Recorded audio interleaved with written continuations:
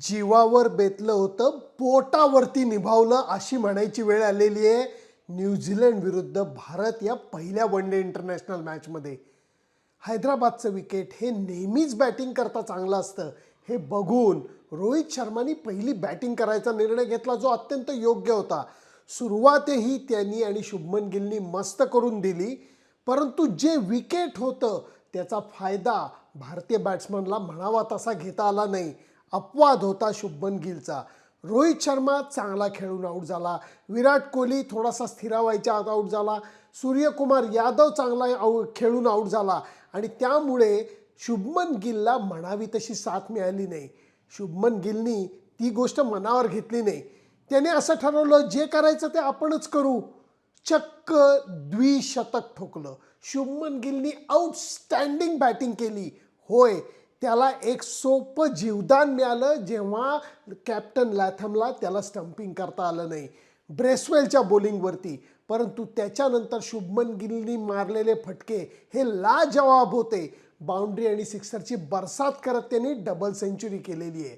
गंमत म्हणून तुम्हाला एक आकडेवारी सांगतो. 71 साली पहिली वन डे इंटरनॅशनल खेळली गेली आणि लगेच 72 साली डेनिस एमिसनी पहिलं वन डेतलं शतक झळकावलेलं होतं.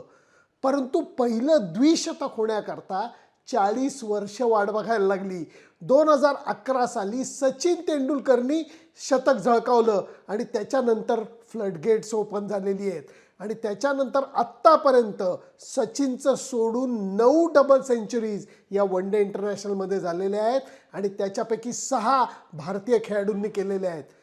ख्रिस गेल जो माझा छान मित्र आहे आणि त्याच्याबरोबर फकर जमान आणि मार्टिन गप्टिल या 3च अशा परदेशी खेळाडूंनी वन डे इंटरनॅशनलमध्ये डबल सेंचुरी केलेली आहे. त्याच्या उलट रोहित शर्माच्या स्वतःच्याच 3 डबल सेंचुरीज आहेत. त्याच्यातली एक इनिंग तर 264 धावांची आहे, काहीच्या काही वन डे इंटरनॅशनलमध्ये. त्यामुळे आजचं द्विशतक हे ईशान किशननी केलेल्याच्या पाठोपाठ झालेलं आहे आणि हे दोघंही तरुण खेळाडू जबरदस्त फटकेबाज आहे हे मान्य करायला लागेल.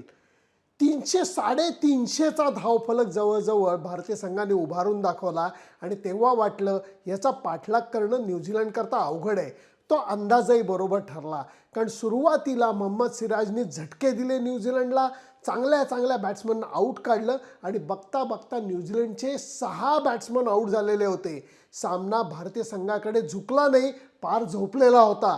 तो झोपलेला सामना ब्रेसवेल आणि सँटनरनी जणू काही उठून बसवला, कारण 160 धावांची भागीदारी 7व्या विकेट करता ब्रेसवेल आणि सँटनर या 2 स्पिनरनी केली.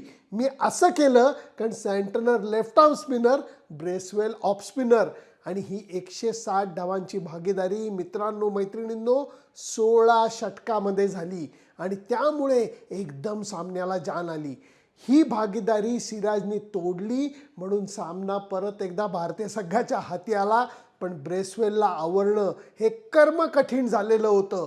78 बॉलमध्ये 140 पेक्षा जास्त धावाची इनिंग, 12 बाउंड्रीज, 10 सिक्सर या पठ्ठ्यांनी मारली.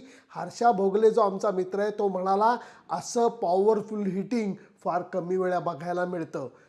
एक लक्षात घेतलं पाहिजे, भारतीय संघाच्या हाती विजय तर लागला जेमतेम 12 धावांचा, परंतु ह्याच्यातनं एक गोष्ट स्पष्ट झालेली आहे. भारतामध्ये जेव्हा वन डे इंटरनॅशनल होतात आणि जेव्हा असं पाटा विकेट असतं तेव्हा तुम्ही किती धावा करा तुम्हाला सुरक्षित वाटत नाही, जसं आजच्या मॅचमध्ये सुद्धा झालेलं आहे. त्यामुळे भारतीय संघाच्या बॅट्समनला हे कळून चुकलं असेल की धावा करणं, भरपूर धावा करणं याच्याशिवाय दुसरा तरणोपाय नाही आहे. मी म्हणतो जान बचे लाखो पाये. पहिला सामना भारतीय संघाने जिंकलेला आहे. न्यूझीलंडला भारताविरुद्ध खेळताना काय अंगात वारं संचारतं मला माहीत नाही. हा संघ भारतीय संघाला नेहमीच टफ फाईट देतो, जशी त्यांनी आज पण दिली. त्यामुळे well played Shubman Gill, well bowled Mohammed Siraj, पण well played Bracewell. Terrific inning ब्रेसवेलनी खेळलेली आहे. त्यामुळे हे ब्लॉक शूट करत असताना man of the match Shubman गिलला दिलं आहे का ब्रेसवेलला दिलं आहे मला माहीत नाही आहे.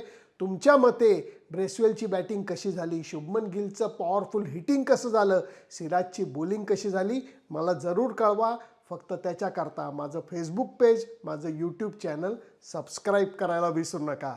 Bye bye.